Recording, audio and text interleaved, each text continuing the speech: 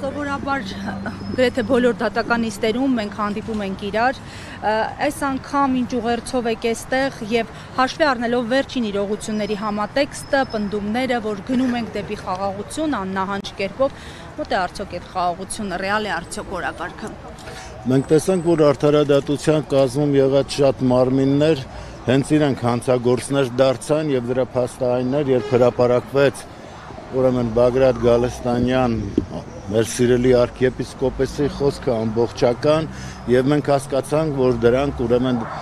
շինծու կերպով կարողացել էին հանցավոր կերպով, այսինքն կարողացել էին խեղել եւ հանրությանը ներկայացնել բոլորովին այլ կերպ։ Եվ բոլոր նրանք, ովքեր կատարել էին այդ հանցանքը անպատիժ մնացել են։ Իմ ուղերձը այսօր լինելու է ողջ հայությանը, մոլորակի վրա ապրող ողջ հայությանը։ Եթե մենք մոլախոտը արմատախիլ չանենք, արդեն խեղդել է ամեն բան։ Մենք պիտի կարողանանք համախմբվել, մենք ունենք այդ կարողությունը, ուժը, կամքը,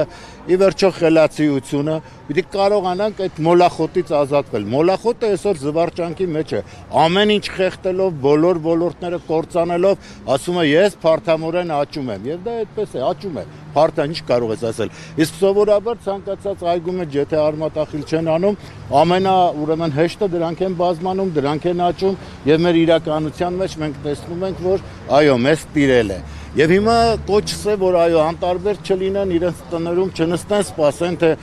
ինչպես են մեր ճակատագիրը որոշում է Էրդողանները, Ալիևները, մյուս բոլորը ընդհանրապես։ Գիտեք, sense մի բան կա, մենք անընդհատ ասում ենք, սա էր մեր բարեկամը, նա մեր թշնամին չէ։ Մենք պիտի կարողանանք այդ շահերի համընկնումները գտնել, բայց եթե մենք արդեն 0 ենք, մարդը ասում է, ես մոտեցնել եմ 0-ին։ Այս 0-ի հետ ինչ կան որոշեն։ Այսինքն, եթե դու ոչ մի բան ես, ոչ մի բանի հետ ով է գալիս բանակցելու։ Եվ դրա համար էլ իրենք փաստորեն որոշում են կամ տեղյակ են պահում կամ ոչ, եւ այն թղթերը, որը տանում են խեղ կատակին ստորագրել են տալիս, եւ հետո ծաղրանքը, որ դրան հետեւում է, անգամ չգիտեն դա ինչ երկրի մասին է, այդ նույն Թրամփը, որին սրանք հերոխոսը համար ունեն եւ շատ ուրախացել են, ես տենց ուրախանում եմ եւ սիրած աղջիկներ ինձ հերոխոսը համար տալի, ոչ թե ինչ որ ինչա գնացել է եւ նա չգիտի սա որ երկրից է, այդ երկրի հավաքարարն է, ինչ դա վարչության ինչ որ պետ է, ոչ մի բան չգիտի։ Ուրախացած նստել էր Թրամփը, իր մանկության խաղալիքները կարծես լինեին դրանք,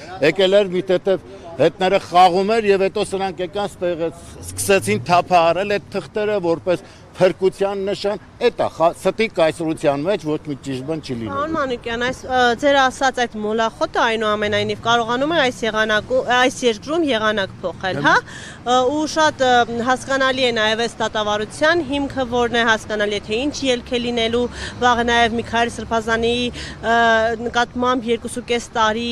ազատազրկման այդ խափանման միջոցը ընտրելու հարցը կլինու դատավորը հաստատ այդ վերդիկտն էլ կստորագրի, այսինքն լինելու է այն, ինչ ասում են Նիկոլ Փաշինյանը, դուք ասում եք մոլախոտ, բայց այս պահին այդ ձեր ասած մոլախոտը այս երկրում համար 1 անձն է, ում դեմ որևէ մեկը չի կարողանում խաղալ։ Որովհետև մենք թողեցինք չափից դուրս դրանք աճեն փարթամորեն եւ դա է պատճառը, որ հիմա այո շատ լուրջ աշխատանք ունենք անելու։ Ինձ ցույց տվեք մի ազնվազարմ հայի, ով պայքարի մեջ է եւ չի հետապնդվում։ Ինձ ցույց տվեք մեկին, ով իր հայրենիքի համար կանգնել է եւ չի հետապնդվում։ Սրանք հասել են ոչ միայն մեր